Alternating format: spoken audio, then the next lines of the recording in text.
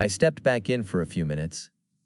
I love abandoned places, always have something about seeing what's left behind, and how things age is so interesting to me. It's especially interesting when everything is left the way it was when the building or house was last used. Seeing things naturally rot or change without humans is very fascinating to me. In Hawaii, about 6 years ago, I was near a shopping center when I overheard someone say, "All the restaurants further down were abandoned." I decided to go check out the abandoned restaurants. I saw an outdoor restaurant first. It had clearly been abandoned for many years. Not much had been left behind, so I went to the next one. The next one was a buffet that had everything left behind, but it was clearly abandoned and had been abandoned for many years as well. The ceiling fans were in bad shape. Thick dust covered everything inside, and a sign on the door read, "Condemned." I couldn't go inside, but I looked through the windows and saw cobwebs and the dust, of course. The name of the restaurant was Hawaiian Buffet, with some cartoon palm trees on either side.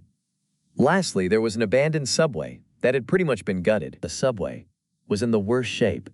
Tables and chairs stacked on top of each other. Parts of the ceiling had fallen onto the floor. The fans were in very bad shape as well. An old faded sign read, "For sale" on the door. I walked back to my family who had been shopping a few blocks down. Around an hour later, they decided it was time to eat.